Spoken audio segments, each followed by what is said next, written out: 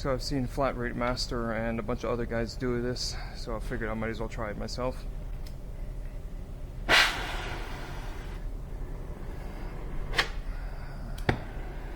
Knobs are always over tightened here. Oh, come on. Jeez.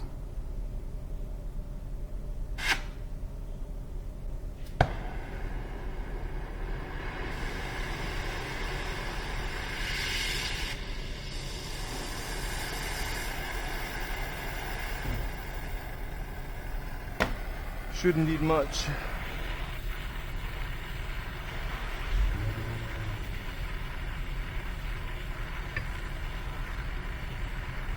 We're just heating up the race, and eventually it should just pop right off.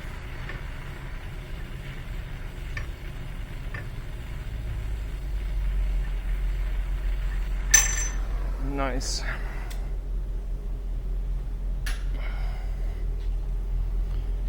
Thanks for watching. I'm sure this video is going to be one of my more successful videos rather than the step-by-step dash removal or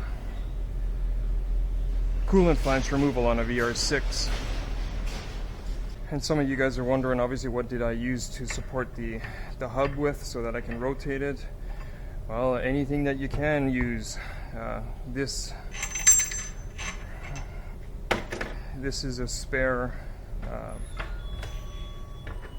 threaded rod for my wheel bearing puller, and then obviously this is the nut here, so I just lowered the nut so that the bearing could sit on here, and that's it. Feel free to use anything that you can make work. It's as simple as that. There shouldn't be a need for me to show you, but I do. Thank you for watching.